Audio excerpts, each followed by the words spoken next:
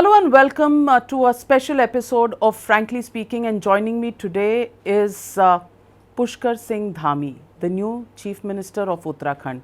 धामी जी नमस्कार और frankly speaking पर आपका स्वागत है।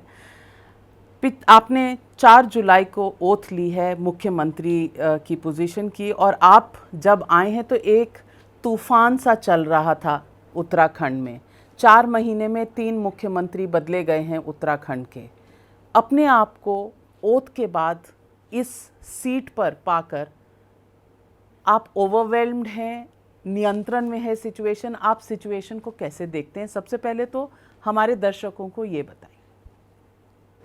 देखिए, सबसे पहले तो मैं आपका धन्यवाद करता हूँ, और मेरी पार्टी ने, प्रधानमंत्री जी ने, राष्ट्रीय अध्यक्ष जी ने, गृह मंत्री जी ने और पार्टी के राष्ट्रीय नेतृत्व ने मुझे जो जिम्मेदारी दी है, मैं निश्चित रूप से इतना ही कह सकता हूँ कि एक सामान्य परिवार में पैदा हुए एक सिपाही के बेटे को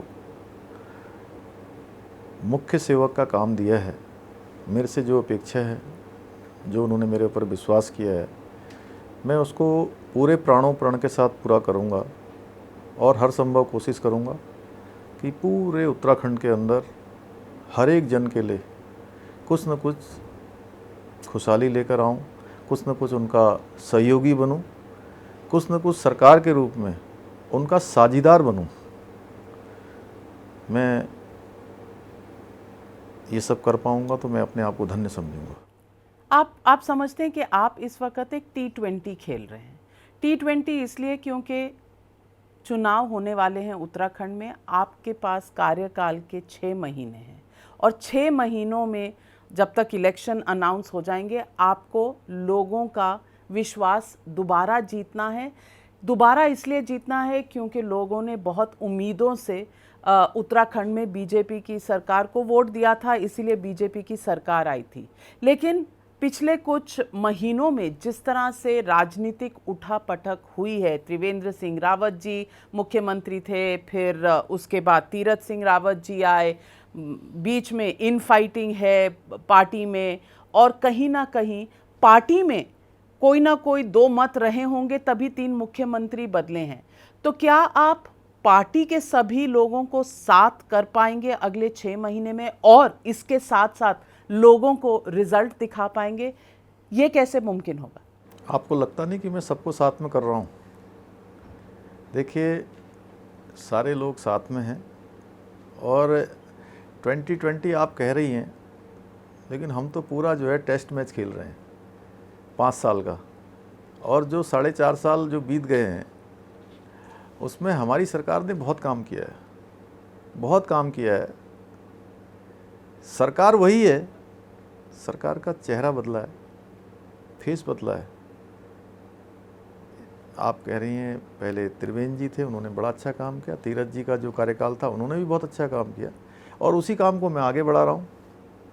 तो और हमारी पार्टी ने, यानी कि हमारी टीम ने पहले ही बहुत रन बनाए हुए हैं। पर टीम का कैप्टन तो तभी बदलता है जब टीम को लगता है, टीम की मैनेजमेंट को लगता है कि टीम का परफॉर्मेंस उतना अच्छा नहीं है, इसलिए कैप्टन बदल दो। तो ये कैप्टन जल्दी जल्दी बदले हैं, तो कहीं ना कोई मुश्किलात तो रहे। नहीं, अब मुझे जो है टीम का अगर कप्तान बनाया है तो मेरे से सब बड़े हैं, मैं सभी लोगों को साथ में लेके अपनी टीम को जिताऊंगा, और सारे लोगों को प्रोत्साहित करूंगा कि सब अपना बेस्ट से बेस्ट, चाहे फील्डर है, चाहे बॉलर है, चाहे बैट्समैन है, चाहे विकेट कीपर है, सब अच्छा काम करेंगे और हमारी टीम जीतेगी। तो वाइस कैप्टन कौन है टीम का, विकेट कीपर कौन है टीम का, और रणनीति क्या है इस क्रिकेट मैच की? देखिए, ऐसा है कि इस समय पूरे हिंदुस्तान की नहीं, दुनिया का सबसे बड़ा नेतृत्व तो हमारे ऊपर है, मोदी जी के रूप में। दुनिया की सबसे बड़ी पार्टी भारतीय जनता पार्टी हमारी पार्टी है, जो लोगों के लिए, जनमन के लिए काम कर रही है, पूरे हिंदुस्तान के लोगों के लिए काम कर रही है। समाज के अंतिम छोर में खड़े हुए व्यक्ति के लिए मोदी जी काम कर रहे हैं। पिछले 7 सालों में, जब से मोदी जी देश के प्रधानमंत्री बने हैं, उत्तराखंड के अंदर अभूतपूर्व काम हुए हैं। भूतो न भविष्यति, चाहे हम सड़कों की बात करें, आप अगर दिल्ली से देहरादून जाएंगी तो आपको स्वयं बदलाव महसूस होगा। पहले लोग यहाँ पर 7 घंटे, 8 घंटे, 10 घंटे में दिल्ली से देहरादून पहुँचते थे। आज वो दूरी 3 से 4 घंटे में हो रही है। आने वाले टाइम में ये दूरी 2 घंटे की होने वाली है। ये मोदी जी का ही तो करिश्मा है। आप 4 धाम में जाएंगी तो चाहे कोई भी मौसम रहेगा, सर्दी हो, बरसात हो, गर्मी हो, हर समय रोड चलेगी। वहाँ पर 2 लेन 4 लेन का काम चल रहा है। रेलवे के क्षेत्र में काम हो रहा है। गरीबों के लिए आज देखिए, इस कोरोना के इस संक्रमण के काल में जिस प्रकार से गरीब कल्याण अन्न योजना चल रही है, आज कोरोना की वैक्सीन दी जा रही है, घर घर तक लोगों को जो है सुविधाएं पहुंचाई जा रही हैं, प्रधानमंत्री आवास योजना पहुंचाई जा रही है। आज कितने ही लाखों लोगों को उत्तराखंड के अंदर आयुष्मान भारत जो मोदी जी ने चलाया, उसके कारण से स्वास्थ्य के क्षेत्र में लाभ मिल रहा है, शौचालय के क्षेत्र में मिल रहा है। उज्ज्वला गैस की योजना उन माताओं बहनों को जो है, जो घर में चूल्हा फूंकते फूंकते किसी को पेट की बीमारी, किसी को आंत की बीमारी, किसी को फेफड़े की बीमारी हो जाती थी, उन सब से निजात दिलाने का काम किया। और मोदी जी का जो इमोशनल अटैचमेंट उत्तराखंड के साथ है और उत्तराखंड के लोगों का भी जो भरोसा है, वो हमारे लिए बहुत बड़ी ताकत है। हमारे इतने रन हैं कि बस दूसरी टीम तो सोच भी नहीं सकती वहाँ तक। आप कह रहे हैं इतने रन हैं बोर्ड पर, तो आप समझते हैं कि हरीश रावत जी कांग्रेस के जो नेता हैं, पूर्व मुख्यमंत्री रह चुके हैं, या अब अरविंद केजरीवाल जी दूसरी तरफ से आपके खिलाफ खड़े हुए हैं, तो ये जो टेस्ट है आप इनके खिलाफ जीत पाओगे? क्योंकि वहाँ अरविंद केजरीवाल जी अनाउंस कर रहे हैं कि फ्री बिजली होगी, पुराने आउटस्टैंडिंग बिल्स माफ़ हो जाएंगे, और आम आदमी पार्टी अपने पंख फैला रही है दूसरे स्टेट्स में दिल्ली से निकलकर, और दिल्ली में तो उन्होंने पस्त कर दिया है बीजेपी को। देखिए, मैं आपको एक बात बताऊं, दिल्ली और उत्तराखंड में ज़मीन आसमान का अंतर है। और उत्तराखंड के अंदर मैंने कहा कि इतने सारे काम मोदी जी ने किए हैं, इतने सारे काम उत्तराखंड की सरकार कर रही है, और हम वहाँ पर सस्ती बिजली पहले से दे रहे हैं। 24 घंटे बिजली दे रहे हैं, अच्छी बिजली दे रहे हैं, अच्छा पानी दे रहे हैं, और अच्छी सरकार भी दे रहे हैं। तो निश्चित रूप से उत्तराखंड की जनता जानती है, और दिल्ली का जो मॉडल है वो उत्तराखंड में नहीं चलता। उत्तराखंड अलग है। मैंने कहा कि वहाँ की भौगोलिक परिस्थितियाँ हैं, पहाड़ है, मैदान है, अलग अलग रीजन्स हैं, अलग अलग समस्याएं हैं। हर ज़िले के अनुसार अलग समस्या है। ज़िले में भी नहीं, ब्लॉकों में ही अलग अलग समस्याएं हैं। तो इसलिए वहाँ का मॉडल अलग है, वहाँ के लिए बिल्कुल मॉडल अलग है। क्योंकि किसी और स्टेट में, किसी और राज्य में 4 महीने में 3 मुख्यमंत्री नहीं देखे गए, तो लोग कहते हैं कि डिफरेंट मॉडल ज़रूर होगा। मैं आपसे पूछना चाहती हूँ कि आप अपने आप को इस वक्त अंडर प्ले कर रहे हैं, क्योंकि कहीं ना कहीं भारत में अंडरडॉग जो होता है वो लोगों के इमेजिनेशन में बस जाता है। अब आप अपने आप को अंडर प्ले कर रहे हैं। आप लॉ की डिग्री रखते हैं, मैनेजमेंट की डिग्री रखते हैं। आपको क्या लगता है, राजनीति करने के लिए मैनेजमेंट की डिग्री आपको मदद करेगी? क्योंकि कहीं ना कहीं आपको बहुत कुछ मैनेज करना है, इंक्लूडिंग वो 14 विधायक जो कांग्रेस से बीजेपी में आए थे पिछले चुनाव से पहले। देखिए, मैं आपको एक बात बताऊं कि मैंने मैनेजमेंट भी किया है, मैंने लॉ भी पढ़ा है, लेकिन राजनीतिक क्षेत्र में मैं कहूँगा no politics is best politics. कोई राजनीति न करना ही सबसे अच्छी राजनीति है, और अपने कर्म पर विश्वास करना, भगवान को साक्षी मान के जो काम आज हमें मिला है उस काम को पूरे प्राणों प्राण के साथ कर रहे हैं। बाकी ईश्वर सब देखता है, हमारे उत्तराखंड की जनता भी सब देखती है कि उत्तराखंड के लोग बड़े भावुक हैं, और वो जानते हैं कि किसकी भावना क्या है, और भाव में ही भगवान होते हैं। बीजेपी आपके साथ थोड़ा अनफेयर नहीं है कि 6 महीने में आपको एक मिरेकल खड़ा करना है? क्योंकि त्रिवेंद्र सिंह रावत जी 4 साल रहे, फिर 4 महीने तीरथ सिंह रावत जी आए, उपचुनाव में उनको खड़ा होना था, और सबके सामने है कि ना शायद बीजेपी को कॉन्फिडेंस था कि वो कहाँ से खड़े हो सकते हैं, जहाँ से होना था तब कोविड हो गया, फिर कॉन्स्टिट्यूशनल प्रोविजंस ऐसे हो गए।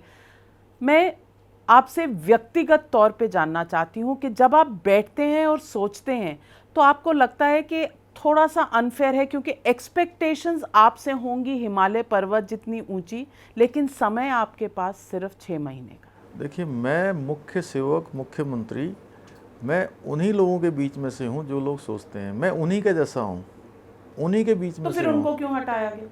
उन्हीं के बीच में से हूं। वो परिस्थितियों के अनुरूप पार्टी जो है कभी किसी को काम देती, कभी किसी को काम देती। अब उन्होंने मुझे काम दे दिया, एक व्यवस्था बनी है, एक व्यवस्था। लेकिन वो सब लोग भी हमारे साथ हैं, उनका भी आशीर्वाद हमारे साथ है और सारे लोग मिलकर एक ही काम कर रहे हैं। सबका ध्येय एक ही है, जो मोदी जी का मूल मंत्र है, सबका साथ, सबका विकास और सबका विश्वास। उसको लेके सब लोग चल रहे हैं पूरे देश के अंदर। वो उत्तराखंड में भी चरितार्थ होगा। एक्सपेक्टेशन लोगों की होंगी, लेकिन लोग भी जानते हैं कि कोई भी व्यक्ति, हम उसके सामने जा रहे हैं, हम लोगों के बीच में जा रहे हैं, हम उनको बताएंगे कि भाई हम क्या कर सकते हैं, क्या नहीं कर सकते। ये नहीं कि हम उनको ये कहें कि हम दिन में ही आसमान के तारे दिखा देंगे उनको। इस प्रकार की बात हम नहीं करने वाले। ना ये हमारी कार्य पद्धति है, ना हमारी कार्य संस्कृति है, ना हमारे दल का ये है। और भारतीय जनता पार्टी की जो बात आपने मुझसे करी है, देखिए, भारतीय जनता पार्टी मेरी माँ है और मेरी माँ ने मुझे ये काम दिया है। माँ अपने बच्चे को हर समय, कभी किसी बच्चे को कोई काम देती, कभी किसी काम के लिए चुनती है। तो उन्होंने, अभी मेरी माँ ने मुझे ये काम दिया है, तो मैं अपनी माँ की अपेक्षाओं पर और आशाओं पर खरा उतरने के लिए हर संभव प्रयास करूँगा। उत्तराखंड के एक एक जन जन का विश्वास जीतने का काम करूँगा। जब से आपने ओथ ली है, ये आपका दूसरा ट्रिप है दिल्ली से। पहले ट्रिप में आप आए, सारे बड़े नेताओं को मिले, आज आप फिर दिल्ली में हैं। मैं आपसे ये सवाल पूछना चाहती हूँ कि क्या उत्तराखंड दिल्ली से चला करेगा? आपके लिए इंस्ट्रक्शंस क्या हैं कि किस तरह से कार्यकाल आपका होना चाहिए और क्या प्लानिंग रहनी चाहिए? देखिए, दिल्ली से तो पार्टी हमारी चलती ही है, दिल्ली का हमारा पार्टी का हाईकमान होता है, लेकिन स्थानीय स्तर पर भी अपनी व्यवस्थाएं होती हैं। लगातार समन्वय का काम चलता है, लगातार आपस में बातचीत होती है। इसके साथ साथ अभी तो मैं, चूँकि मेरा रेल मंत्री जी से और जो सूचना प्रौद्योगिकी मंत्री हैं उनसे मिलने का कार्यक्रम था। अभी दिन में मेरा पर्यटन मंत्री जी से मिलने का है। तो जो हमारे वहाँ के प्रस्ताव हैं, रेलवे के प्रस्ताव हैं, पर्यटन के क्षेत्र के बहुत सारे प्रस्ताव हैं, मैं उसी पर उनसे अनुरोध करने आया हूँ कि जल्द से जल्द उसकी स्वीकृति करके उसकी धनराशि हमारे प्रदेश को दे दी जाए, जिससे कि वहाँ पर काम शुरू हो जाए। दामी जी, आपने पर्यटन की बात की तो मैं आपसे पूछना चाहती हूँ, और आप पार्टी में थे, पार्टी के अध्यक्ष थे, और आपने नज़दीकी से देखा होगा कि कुंभ मेले का जो समारोह वहाँ किया गया, उसमें प्रदेश का क्या हाल हुआ। और आज भी लोग आंकड़े देखते हैं तो कुंभ मेले के बाद 1700 लोगों का जो पॉजिटिव पाए जाना, कोविड पॉजिटिव पाए जाना, एक मेजर इन्फ्लेक्शन पॉइंट था उत्तराखंड की खुशहाली में और उत्तराखंड की राजनीति में। मैं आपसे पूछना चाहती हूँ कि आपके सरकार ने अब फैसला लिया है कि कांवड़ यात्रा उत्तराखंड में नहीं होगी, और आपने ये फैसला लिया योगी जी के साथ बातचीत करने के बाद, और उत्तर प्रदेश इस पे अड़ा हुआ है कि ये आस्था का सवाल है और यात्रा ज़रूर होगी। मैं आपसे पूछना चाहती हूँ सबसे पहले कि जब आपने योगी जी से बात की तो आपकी बातचीत क्या हुई? वो कहते हैं आस्था, इसलिए यात्रा होनी चाहिए। आपकी सरकार ने फैसला लिया कि यात्रा नहीं होगी। देखिए, एक बात मैं आपको स्पष्ट कर दूं कि योगी जी और हमारे बीच में कोई इस प्रकार का नहीं है कि वो कुछ अलग सोच रहे हो, मैं कोई अलग बात सोच रहा हूँ। अभी हमारे यहाँ पर क्या है कि जो हम क्या है, इसमें पूरे में होस्ट हैं। केवल उत्तर प्रदेश की बात नहीं है, हरियाणा के भी कांवड़ आती है, हमारी राजस्थान से भी कांवड़ आती है, दिल्ली से भी आती है, मध्य प्रदेश तक से लोग आते हैं। तो हमारे यहाँ पर होस्ट हम हो जाते हैं और सारा का सारा केंद्र जो है हमारा इसमें हरिद्वार बन जाता है। ये संख्या लाखों में नहीं है, ये करोड़ों में है। अभी पिछले साल कांवड़ यात्रा नहीं हुई थी 2020 में, 19 में जो यात्रा हुई थी तो उसका अनुमान 3 करोड़ के आसपास वहाँ पर कांवड़ आई थी। तो हमने चूँकि अपने प्रदेश की सुरक्षा के लिए, हमारे प्रदेश का जो हरिद्वार केंद्र है वो जो है कोरोना संक्रमण का केंद्र न बने, लोगों की जान माल को खतरा न हो, हमारे लिए सबसे पहले आस्था श्रद्धा तो है ही है, भगवान तो हमारे हैं ही हैं, भोलेनाथ की हम भी पूजा करते हैं, हम भी भगवान पर आस्था रखते हैं। लेकिन भगवान को भी अच्छा नहीं लगेगा किसी को कोरोना के कारण से और हमारी ढिलाई के कारण से अगर किसी की जान जाएगी तो बिल्कुल अच्छा नहीं लगेगा। इसलिए हम हरिद्वार को, जो कि आकर सारे कांवड़ ये एक जगह पर इकट्ठे होते थे हरिद्वार में, हम उसको केंद्र नहीं बनना देना चाहते हैं। इसलिए हमने ये फैसला लिया है और ये फैसला कोई हमने बड़े किसी उसके कारण से नहीं लिया है कि कोई हमको लाभ हानि, हमने इसमें लोगों की हमने जान माल की सुरक्षा को प्राथमिकता पर रखा है, इसलिए हमने फैसला लिया है। बाकी हम सब कावड़ियों से सबसे अपील करते हैं कि वो अपने अपने स्थानों पर ही जो है इस बार भगवान भोलेनाथ का भजन करें, भगवान भोलेनाथ को याद करें, भगवान उनकी मनोकामना को जरूर पूरी करेंगे, जरूर पूरी करेंगे। तो योगी जी को जान माल की, लोगों की चिंता नहीं है कि वो इस वक्त भी अड़े हुए हैं कि कांवड़ यात्रा होगी जबकि लोग हरिद्वार जा भी नहीं पाएंगे? देखिए, मैंने कहा कि हमने अपने प्रदेश के अनुरूप, जो मुझे लगा कि मेरे प्रदेश में जो है चूँकि केंद्र बनना चाहिए, दोनों परिस्थितियों में अंतर है। वहाँ कावड़िए चलते हैं, रोड में आते हैं, प्रदेशों से निकलते हैं, उत्तर प्रदेश के भी हैं, हरियाणा के भी हैं, राजस्थान के भी हैं, दिल्ली के भी हैं, मध्य प्रदेश के भी हैं, आते हैं जाते हैं, लेकिन हमारे यहाँ आकर ठहराव हो जाता है। इसलिए हम केंद्र नहीं बनाना चाहते थे, इसलिए हमने तो कुंभ मेला होना चाहिए था। आप देखिए, वो उसकी परिस्थितियों पर आप वो पहले की परिस्थितियां थी, उस समय में हो सकता है कि इस प्रकार का अनुमान नहीं हुआ होगा। कोई भी व्यक्ति इसलिए थोड़ी ना करता कि कोई नुकसान होगा। अगर उन्होंने भी उस समय किया होगा तो ये उनके ध्यान में नहीं आया होगा, इतनी चीजें नहीं आई पर आप अभी भी तो कुछ हुआ नहीं है, लेकिन आपने इन एडवांस एंटिसिपेट करते हुए एक डिसीजन लिया। मैं बता रहा हूँ उसको। देखिए, ऐसा है कि उस समय में कोई ये सोचता कि अगर कोरोना इतना फैल जाएगा तो वो क्यों करते यात्रा, लेकिन हमारे समय में क्या है कि इस प्रकार का एक वेरिएंट्स अभी उत्तराखंड में देखा गया है। हाँ, डेल्टा वेरिएंट्स, जो हमारा रुद्रपुर के पास एक गदरपुर तहसील है, वहाँ पर आया है। और हमने जो है सारे लोगों से बात की है, हमने इसमें गहन समीक्षा की है और तीसरी लहर की आशंका को लेकर हम जो तैयारियाँ कर रही हैं, उस तैयारियों में से ये भी एक बड़ा कारण है, इसलिए हमने ऐसा फैसला किया। मैं पूछना चाहती हूँ कि उस समय का एक RT-PCR टेस्टिंग स्कैम भी देखा गया था और वो स्कैम ये था कि सही टेस्ट हुए नहीं, प्राइवेट लोग RT-PCR के टेस्ट कर रहे थे और सबको क्लियर सर्टिफिकेट दे रहे थे। इस स्कैम का स्टेटस आज क्या है? उत्तराखंड की सरकार इसके लिए जिन लोगों ने ढिलाई बरती थी उन पर एक्शन क्या लेगी? नहीं, उस पर जांच चल रही है। जो भी उसमें दोषी पाए जाएंगे अधिकारी, उनके खिलाफ कठोर कार्रवाई होगी। इस पर जीरो टॉलरेंस की नीति अपनाएंगे, बिल्कुल जीरो टॉलरेंस की। इसका मतलब ठंडे बस्ते में? नहीं, उस पर जांच हो रही है और जांच रिपोर्ट आते ही जांच तो चल ही रही है, इतने महीनों से चल रही है। ये जांच का कोई एक टाइम सीमा होगी कि एक्शन कब होगा, जांच रिपोर्ट कब आएगी? नहीं, मैं आपसे कह रहा हूँ कि जल्दी उस पर कार्रवाई आपको दिखाई देगी, उस पर सख्त कार्रवाई होगी। आप मुझे वो वैसे मैं आपको लग रहा हूँगा, लेकिन मैं निर्णय इस पर कठोर लूँगा।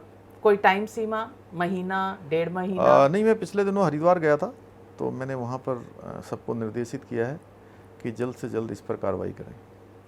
सुप्रीम कोर्ट ने भी एक हियरिंग की थी कल कांवड़ यात्रा पे और उन्होंने कहा कि वो परप्लेक्स्ड हैं कि ये उत्तराखंड ने एक जो स्टैंड लिया है वो अच्छा स्टैंड है थर्ड वेव के एंटिसिपेशन में, लेकिन यूपी ने नहीं लिया है और नोटिस आपकी सरकार को भी मिला है। मैं आपसे जानना चाहती हूँ, सुप्रीम कोर्ट भी चिंतित है कांवड़ यात्रा को लेकर। उत्तराखंड सरकार अटल रहेगी इस पे कि आस्था एक तरफ है लेकिन लोगों की सुरक्षा ज़्यादा मायने रखती है? मैंने कहा कि हम भगवान के स्वयं भक्त हैं, हर क्षण हम भोलेनाथ का नाम लेते हैं। भगवान वो कांवड़ियों के रूप में ही आते हैं, लेकिन हम उन सबसे जो है अपील करते हैं कि इस बार जो है सब लोग अपने घरों में ही जो है भगवान का जाप करें और प्रतीकात्मक रूप से जो कर सकते हैं अपने स्थान पर रह के। यात्रा चूँकि आगे चलकर हमारे लिए खतरा हो सकती है, जानलेवा हो सकती है, इसलिए जो निर्णय हमने लिया है वो भी हमने भगवान को साक्षी मान के लिया है। इसलिए हमारा निर्णय चूँकि अच्छे के लिए है, किसी खराब के लिए नहीं है, इसलिए डिगने का हिलने का कोई प्रश्न नहीं है। धामी जी, सवाल आज एक और भी है जो वैक्सीनेशन के मामले में कहा जा रहा है और ऑपोजिशन पार्टीज़ हर स्टेट में वैक्सीनेशन को लेकर एक बवाल सा खड़े किए हुए हैं कि इनफ वैक्सीनेशन नहीं है, हमें एंड ऑफ जुलाई तक देश भर में 50 करोड़ लोगों को वैक्सीनेट करना है, लेकिन सप्लाईज नहीं जा रही हैं स्टेट्स में। उत्तराखंड का क्या एक्सपीरियंस है? नहीं, उत्तराखंड में अभी 50% लोगों को वैक्सीन वहाँ पर लग चुकी है। फर्स्ट के सेकेंड डोज? फर्स्ट और सेकेंड डोज दोनों मिला के 50% के लगभग लोगों को वहाँ पर लग चुकी है।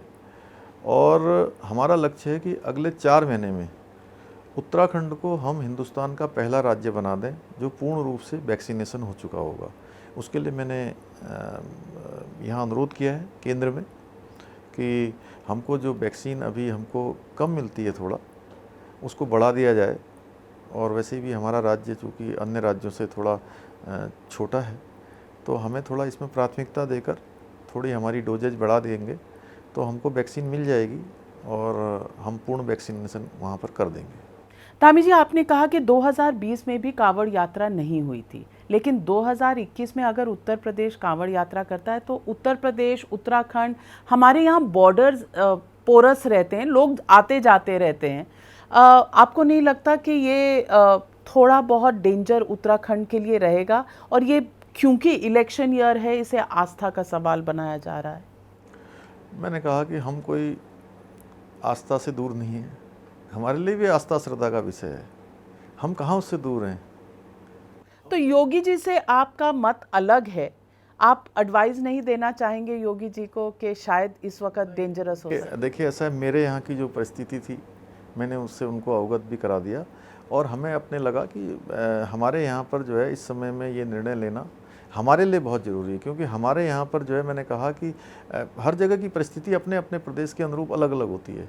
हमारे प्रदेश में सारे लोग इकट्ठे होते हैं, 3 करोड़ लोगों का जमावड़ा होता, तो हम उसको केंद्र नहीं बनाना चाहते थे हरिद्वार को।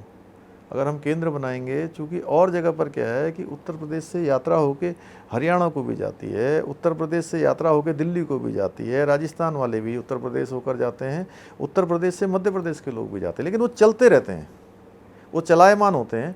हमारे यहाँ आकर सब एक जगह पर इकट्ठा हो जाता है, इसलिए हमने ऐसा निर्णय लिया है। जो लोग कहते हैं कि इस तरह के जमावड़े, सुपर स्प्रेडर इवेंट्स नहीं होने चाहिए, उनकी चुप्पी किसान आंदोलन पर, ये आपको सरप्राइज नहीं करती? इससे आप आश्चर्य नहीं समझते कि अगर जमावड़े की बात है तो किसान आंदोलन भी शायद इसके लिए खराब है, लेकिन ऑपोजिशन कभी इस सवाल को नहीं उठाती? ये सरप्राइजिंग नहीं है? अब देखिए, ऐसा है कि ये तो उन्हीं लोगों से पूछना चाहिए जो लोग कर रहे हैं, क्योंकि मुझे तो अपने उत्तराखंड के हिसाब से जो डिसीजन लेना था वो हमने लिया है। धामी जी, एक बड़ा डिसीजन था जो पॉलिसी लेवल पर लिया था त्रिवेंद्र सिंह रावत जी की सरकार ने, वो था मंदिरों को गवर्नमेंट कंट्रोल के अंदर लेना। और बहुत कुछ कहा जाता है इससे आरएसएस परेशान था, इससे बीजेपी में मतभेद थे, ये फैसला लिया जाना चाहिए। इसमें आपका स्वयं का क्या विचार है?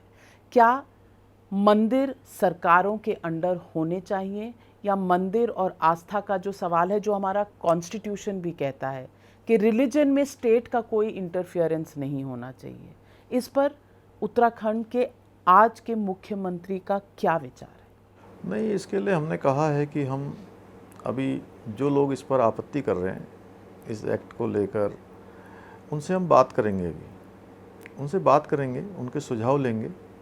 और मेरी जो सरकार में मुझे जिम्मेदारी मिली है, हमारी सरकार, हम किसी को भी नुकसान करने के लिए कोई काम नहीं करेंगे, हम सबको साथ में लेकर चलेंगे और कहीं किसी की कोई आपत्ति लेंगे, उनका निस्तारण करने की कोशिश करेंगे।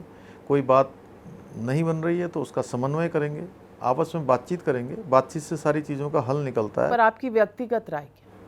नहीं, व्यक्तिगत राय मेरी इसलिए नहीं हो सकती क्योंकि मैं पार्टी, अभी प्रदेश का मैं मुख्यमंत्री के दायित्व पर हूँ, जो प्रदेश के हित में होगा वही मेरी राय है। प्रदेश की जो पार्टी थी और आप पार्टी के अध्यक्ष थे, उसकी क्या राय थी कि क्या मंदिर सरकार के अंडर होने चाहिए या नहीं? देखिए, मैंने कहा कि हम जो भी निर्णय करेंगे वो निर्णय लोगों के हित में करेंगे, किसी को नुकसान पहुंचाना हमारा उद्देश्य नहीं होगा। धामी जी, आप मैनेजमेंट और लॉ के स्टूडेंट रह चुके हैं और आप पतली गली खोज रहे हैं। पतली गली मैनेजमेंट का कोई प्रिंसिपल नहीं। मैं इस पक्ष का नहीं हूँ। देखिए, ऐसा मैं जो काम करता हूँ बहुत शिद्दत से करता हूँ।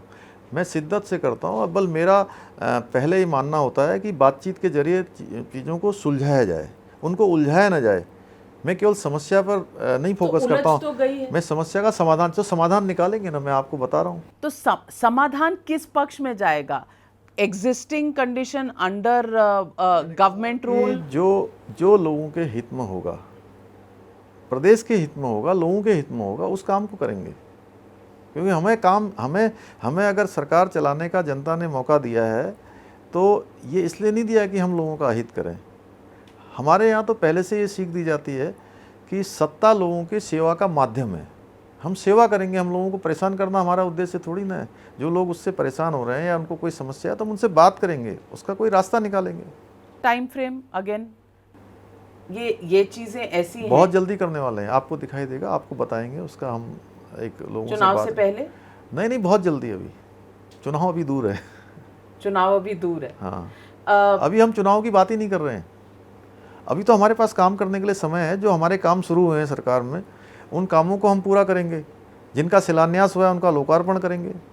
अभी हम केदारनाथ जी पर, अभी हमारे रोडों के क्षेत्र में, रेलवे के क्षेत्र में, बहुत सारे क्षेत्रों में, बिजली के क्षेत्र में हैं, हमारा क्या नाम, जल विद्युत के क्षेत्र में, पर्यटन के क्षेत्र में, वो बहुत सारी योजनाएं हमारी अभी जो है शुरू होने वाली हैं। अभी हम उनको शुरू करेंगे, कुछ को समाप्त करेंगे, कुछ का लोकार्पण करेंगे, कुछ का जो है नया शिलान्यास करेंगे। अभी हम इस काम में लगे हुए हैं। चुनाव की बात बाद में करेंगे। अभी चुनाव की बात ऑब्वियसली आप पोस्टपोन करेंगे क्योंकि चुनाव एक मेजर चैलेंज रहेगा और आपके पास समय कम मिला है, तो ऑब्वियसली आप चाहेंगे। लेकिन चुनाव 6 महीने में आने वाले हैं, इसमें तो कोई सस्पेंस है नहीं। ठीक है, जो चीज़ें समय से होनी हो तो समय से होंगी। देखिए, समय तो अपने हिसाब से आगे बढ़ेगा, लेकिन अभी जो हमारे सामने प्रायोरिटी है वो ये हैं जो मैंने आपको बताई।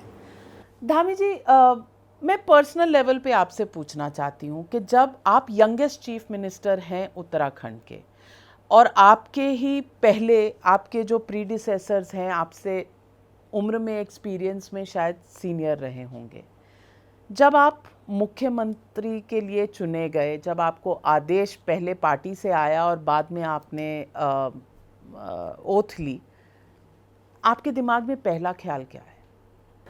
देखिए, मैं आपको एक बात बताऊं कि मैंने कभी नहीं सोचा था कि अभी मेरे को चीफ मिनिस्टर बनाने वाले हैं। यही भारतीय जनता पार्टी है। ये भारतीय जनता पार्टी में ही संभव है। किसी कार्यकर्ता को यह भी नहीं बताया जाता है कि तुम्हें जिम्मेदारी दी जाने वाली है, उसको सीधे खड़ा कर दिया जाता है। और सामान्य परिवार में पैदा हुए, जिसकी कोई राजनीतिक पृष्ठभूमि नहीं, एक सिपाही के बेटे को इतना बड़ा अवसर दिया है, तो आप सोच लीजिए किस प्रकार। किसका फोन आया था आपके पास? अध्यक्ष जी का आया था? मेरे पास किसी का फ़ोन नहीं आया। मुझे तो सीधे जो है, जब पार्टी की विधानमंडल की बैठक हुई, उस बैठक में पर्यवेक्षकों ने बताया कि एक नाम आया है और मेरे नाम की उन्होंने घोषणा करी, तब मुझे मालूम चला कि मुझे विधानमंडल दल का। आपको बिल्कुल पता नहीं था? कोई औपचारिक रूप से, कोई ऑफिशियल रूप से कोई फोन नहीं आया। ऑफिशियल रूप से, अनऑफिशियल, ऑफिशियल कुछ नहीं, किसी का फ़ोन नहीं है। किसी भी ऑफिस बियरर का भी नहीं, उसके बाहर का भी नहीं, किसी का फ़ोन नहीं आया। सीधे मुझे बताया गया और तो मुझे भी जो है लगा कि तो पहला ख्याल क्या आया आपके दिमाग में? देखिए, ऐसा है कि उस समय तो इतना कौतूहल रहता है, उस समय सोचने समझने की जो क्षमता होती है वो कम हो जाती है। लेकिन उसके बाद जिम्मेदारी का एहसास होता है कि भाई पार्टी ने इतना बड़ा टास्क दिया है, इतना बड़ा आपके ऊपर विश्वास किया है। पार्टी जो हमारी माँ है, उसने अपने बेटे को एक काम दिया है, तो उस काम को करें, उत्तराखंड की जनता के लिए करें, यहाँ के जनमानस के लिए करें, जनगण मन के लिए करें, उत्तराखंड के हर नागरिक को खुशी देने के लिए कोई काम करें। जिम्मेदारी का एहसास हुआ।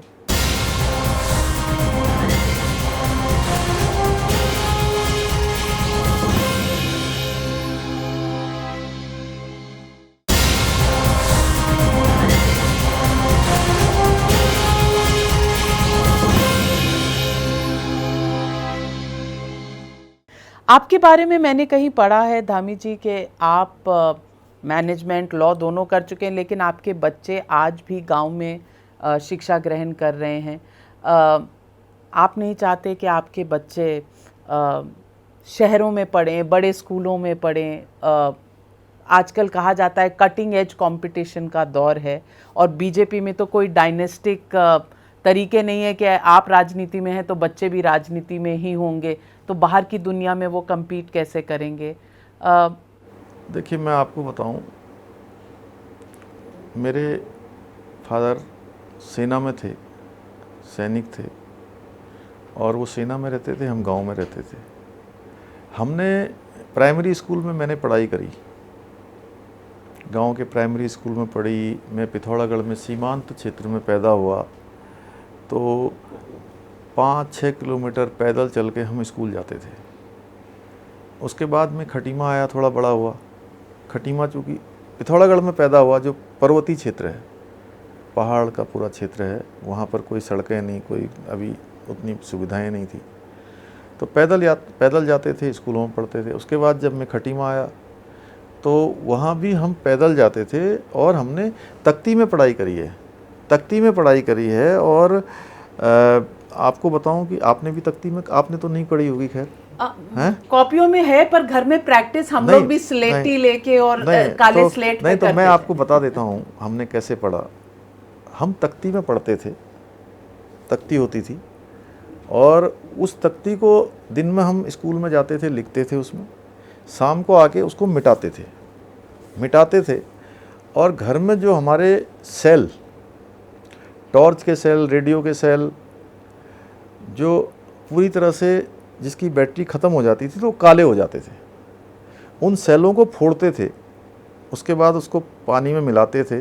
पानी में मिलाने के बाद वो तख्ती में हम जो है उसको लेप करते थे पूरा, और लेप करने के बाद जब वो सूख जाता था सवेरे, तो हमारे पास दवात होती थी, दवात जिसमें हम खड़िया घोलते थे, और खड़िया घोलते थे और उसमें कलम रखते थे। तो उस दवात से हम उसमें घोटा लगाते थे, और घोटा लगाने के बाद जब वो चमक जाती, जैसे आरसी बोलते हैं ना, जानती आरसी? आरसी माने कि शीशा, दर्पण। हाँ। तो वो शीशे की तरह हो जाता था, तो ऐसे दिखता था। फिर हम उसमें लिखते थे, और घर से हम बोरी का एक टाट का जो कट्टा होता है, बोरी होती ना छोटी सी, बिल्कुल। या कोई खाद का कट्टा होता था, या कोई धान गेहूँ जिसमें रखते हैं उसका होता था, उसमें से उसका एक पार्ट फाड़ते थे, और उसको मोड़ के जो है अपने बस्ते में रखते थे, बैग में, और उसको लेके जाते थे। नहीं, उसको बिछाते थे ज़मीन में, उसमें बैठ के हम पढ़ते थे। तो हमने इस प्रकार का जीवन जिया है, और बड़ी मुश्किल से हम एक रोटी साथ में लेके जाते थे। वो रोटी दिन में हम लोग एक बार खा लेते थे। तो ऐसे करके हमने पढ़ाई करी है। तो मैं सोचता हूँ कि देखिए, जिसको आगे आना होता है वो अपने आप आगे आ जाते हैं। इसके लिए कोई ये नहीं कि गांव में रहने वाला बच्चा आगे नहीं आ सकता। आज तो हिंदुस्तान के जितने भी जो लोग हैं, जिसने देश दुनिया में जो नाम कर रहे हैं, वो सारे के सारे सामान्य स्थितियों में, सामान्य परिस्थितियों में पैदा हुए हैं, जिन्होंने साधारण से लेकर असाधारण की यात्रा की है, जिन्होंने ज़मीन से आसमान को छूने का काम किया है। हमारे देश के प्रधानमंत्री देखिए, इसका उदाहरण है। उन्होंने कितनी गरीबी में जीवन को जिया, और वो कहाँ पहुँच रहे हैं और कहाँ कर रहे हैं।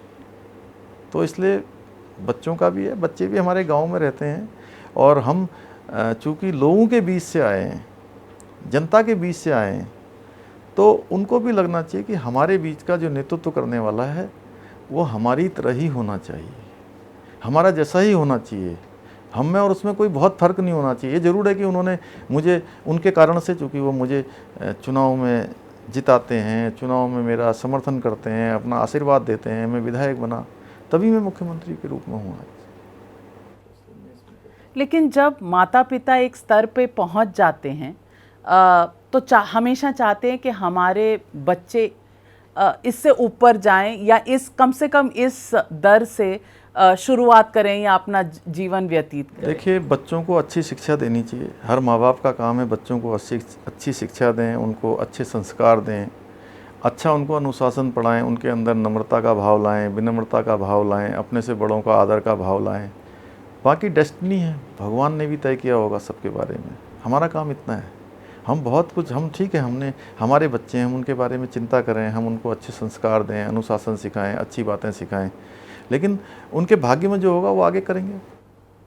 धामी जी, मुख्यमंत्री की कुर्सी पे जब आप बैठे हैं, तो अगले 6 महीने का आपका टाइम टेबल क्या है, आप क्या क्या करना चाहते हैं, अपने दिमाग में अपने कोई माइलस्टोन्स रखे होंगे? देखिए, हमने बहुत सारी चीज़ों पर हमने एक रोड मैप तैयार किया हुआ है और हम एक एक क्षण का सदुपयोग करेंगे, एक एक क्षण लगाएंगे और हमने तय कर लिया है कि कोई रात नहीं, कोई दिन नहीं, जितना अधिकतम जो भी सेवा हो सकती है वो सेवा करेंगे। और उत्तराखंड का हर जन मन गण उसके मन में विश्वास जगना चाहिए कि ये सरकार केवल सरकार नहीं है, ये हमारी साझीदार है, ये मेरी सरकार है, इस भाव से काम करेंगे। कांग्रेस आपकी मेजर प्रतिद्वंदी है उत्तराखंड में या आम आदमी पार्टी? कोई भी हमारी प्रतिद्वंदी नहीं है। हम अपना काम कर रहे हैं, हम अपने काम पे लगे हुए हैं। हमारा काम है कि जो हमारे सामने अभी काम है हम उस काम को करेंगे। पीछे कौन है हमें पता नहीं है, हम तो अपना रास्ता। पीछे नहीं है, वो सामने खड़े होंगे। आपके प्रतिद्वंदी हमेशा सामने से चैलेंज करता है, तो आप क्या समझते हैं, कांग्रेस चैलेंज करेगा आपको या आम आदमी पार्टी? नहीं, हम किसी को चैलेंज नहीं मानते हैं। हम तो अभी चैलेंज मानते हैं उत्तराखंड की जनता की सेवा करना, उत्तराखंड का विकास, ये हमारे लिए चैलेंज है। मोदी जी की जो नीतियाँ हैं वो जन जन तक पहुँचाना, ये हमारे लिए चैलेंज है। लेकिन आप एक सैनिक के बेटे हैं, आप जानते हैं कि अपने दूसरी तरफ कौन खड़ा है। इसको सैनिक का बेटा चारों तरफ देखता है, लेकिन सैनिक के बेटे को ये भी देखना होता है कि अभी क्या देखना है। अभी ठीक सामने देख रहे हैं। अभी तो जो आई ऑफ द फिश है वो क्या है, आप क्या समझते हैं, कितनी सीटें ला पाएगी बीजेपी? हमने नारा दिया है 60 पार इस बार 60 पार। और नौजवानों में देखिए बड़ा उत्साह है, नौजवान युवा, चूँकि उनके बीच में मैंने लगातार कई वर्षों से काम किया है। मैं आप लोगों के लिए नया हो सकता हूँ, लेकिन उत्तराखंड के लिए नया नहीं हूँ। 60 पार इस बार, जबकि आपकी नैया थोड़े से गोते खाती हुई यहाँ तक आई है, तो 60 पार थोड़ा ऊंचा टारगेट नहीं है? देखिए, मैं आपको पहले ही बताऊं, हमारे पास, मैंने कहा कि पहले से ही बहुत चीज़ें जमा हैं। 4 साल में बहुत काम हुए हैं, बहुत काम हुए हैं। मोदी जी बार बार ये कहते हैं, तो अगर इतने काम हुए थे तो वो सरकार करने वाले बदले क्यों नहीं? गए? सरकार नहीं बदली है, सरकार तो वही है। नहीं, सरकार तो वही रहती है। सरकार का जो मेन टीम है, लीडर है, वो बदल जाए तो इसका मतलब कहीं ना कहीं सरकार से आप खुश नहीं है और आपकी अपनी पार्टी खुश नहीं। सरकार की नीतियां नहीं बदली हैं, सरकार की योजनाएं नहीं बदली हैं, सरकार की प्राथमिकताएं नहीं बदली हैं। मोदी जी का जो ध्येय वाक्य है, मंत्र है, सबका साथ, सबका विकास और सबका विश्वास, वो यथावत है। वो और तेजी से हम आगे ले जाएंगे। लेकिन अगर मोदी जी ही पोस्टर बॉय हैं और मोदी जी के नाम पर ही इलेक्शन जीतना है, तो फिर मुख्यमंत्री क्यों बदलना? फिर तो जो भी रहे वो मोदी जी की तस्वीर लेके चलेगा, तो वोट उसे वैसे ही पड़ जाएंगे। अरे भाई, जब काम मोदी जी ने किया है तो किसका नाम लेंगे?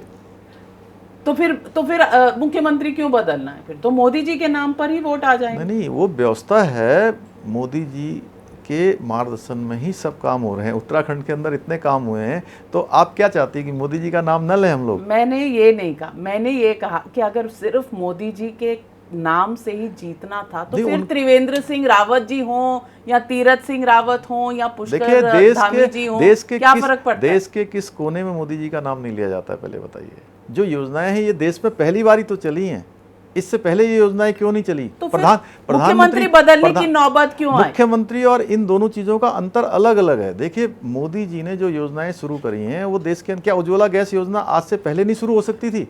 प्रधानमंत्री आवास योजना पहले शुरू नहीं हो सकती थी? ये जो हमारा जो है जो स्वास्थ्य के क्षेत्र में आयुष्मान भारत योजना है, क्या ये पहले शुरू नहीं हो सकती थी? ये सारी योजनाएं पहले आ सकती थी। आज देखिए, कोरोना, मोदी जी की स्कीम्स पर 2014 से 2019 पर 2 बार मोहर लग चुकी है, नेशनल लेवल पर और कई बार स्टेट लेवल पर। सवाल मेरा मोदी जी पर नहीं है, सवाल मेरा उत्तराखंड के मुख्यमंत्री की पोजीशन पर है कि इनको क्यों बदला जा रहा है बार बार, क्योंकि कहीं ना कहीं काम उनका आपको उस स्तर पर नहीं ले गया। देखिए, कई बार परिस्थितियां निर्मित हो जाती हैं। हमारी पार्टी शुद्ध रूप से लोकतांत्रिक प्रक्रिया पर चलने वाली पार्टी है। उसमें कई बार स्थितियां पैदा हो जाती हैं। पार्टी में कभी भी किसी को जिम्मेदारी दे दी जाती है, जिसको दी जाती है वो अपना काम करता है, हर कोई काम करता है। मुझे भी अपना काम दिया है, तो मैं उनके मार्गदर्शन में सब लोगों के काम कर रहा हूँ। तो इसलिए, लेकिन इसके साथ साथ जो मैंने आपको बताया कि 4 साल में जो सरकार चली है, उस सरकार का चेहरा बदल गया। चेहरे के रूप में कभी कोई आ गए, कभी त्रिवेंद्र जी थे तो अच्छी सरकार चला रहे थे, तीरथ जी आए तो वो भी अच्छी चला रहे थे, अब मुझे काम दिया है मैं भी कोशिश कर रहा हूँ। तो सब लोग अपना अपना काम कर रहे हैं, लेकिन नीतियाँ वही हैं, सरकार वही है, सरकार का एजेंडा भी वही है, और जो देश के अंदर मोदी जी काम कर रहे हैं उसको हम लोग नीचे ले जाने का काम और तेज़ी से करेंगे। अगले 6 महीने में आप कोई एक ऐसी चीज़ जो आप हासिल करना चाहते हो जिससे लोग कहें कि हाँ, धामी जी ने अपनी छाप छोड़ी है उत्तराखंड के सरकार के रूप में देखिए, कैप्टन। हमने कहा है कि हम बिल्कुल भी ढुलमुल रवैया जो हमारी अफसरशाही का है उसको बिल्कुल जो है स्ट्रेट फॉरवर्ड लेकर सीधे सीधे काम के रूप में परिणित करेंगे, काम के रूप में उसको बदलेंगे। और साथ में उत्तराखंड राज्य जो है, चूँकि ये शहीदों के सपनों के अनुरूप बनना है, हमारे जो आंदोलनकारी हैं उनकी कई सारी मांगें हैं, नौजवान युवाओं के सपने हैं कि यहाँ पर रोज़गार मिलना चाहिए, तो हमने ये कहा है, पहली कैबिनेट जो हमने करी है उस कैबिनेट में हमने ये निर्णय किया कि जितने भी हमारे सरकारी विभागों में पद खाली हैं, भर्तियाँ रिक्तियाँ खाली हैं, उन भर्तियाँ रिक्तियों को हम अगले 2-3 महीने में करने वाले हैं। इसके साथ साथ कोरोना नौजवानों को लेकर हमारी सरकार बहुत ज़्यादा सजग है, बहुत ज़्यादा संवेदनशील है। हम उनके हक में निश्चित रूप से बहुत सारे निर्णय करने वाले हैं। उसमें से हमने कल की कैबिनेट में भी एक निर्णय किया कि कोरोना काल में बहुत सारे लोग प्रतियोगी परीक्षाओं में भाग नहीं ले पाए, अपनी तैयारियां नहीं कर पाए, एग्ज़ाम नहीं हो पाए, तो उनका ये साल भी बर्बाद नहीं होना चाहिए। हमने कैबिनेट में 1 साल की आयु सीमा और बढ़ा दी है, कल ही हमने निर्णय किया है। ऐसे हम बहुत सारे निर्णय करने वाले हैं और आपको दिखेगा कि प्रत्येक दिन नया निर्णय हो रहा है वहाँ पर। हम इन नए निर्णयों को बहुत नज़दीकी से देखते रहेंगे धामी जी। और 2 सवाल जिस पर आपने कहा जल्द ही एक्शन होने वाला है, उस पर भी फॉलो अप करेंगे। एक तो मंदिरों का कंट्रोल किस में रहेगा, आपने कहा जल्द ही उस पर डिसीजन, और जो RT-PCR स्कैम है उस पर जल्दी डिसीजन। हम इन दोनों स्टोरीज़ को और इन दोनों निर्णयों के इंतज़ार में रहेंगे। आपसे दोबारा समय मांगेंगे और फॉलो अप क्वेश्चंस भी पूछेंगे। लेकिन इस वक्त क्योंकि आपको सिर्फ 11 दिन हुए हैं मुख्यमंत्री का कार्यकाल संभाले हुए, हम आपको बहुत शुभकामनाएं देते हैं, उत्तराखंड की जनता को और देश को। उम्मीदें हैं, लेकिन देश जो है थोड़ा सा हनीमून पीरियड देता है, फिर सवाल और सवालों के जवाब मांगता है। वो जवाब हम भी आपसे मांगेंगे। Thank you very much for joining me on frankly speaking. धन्यवाद।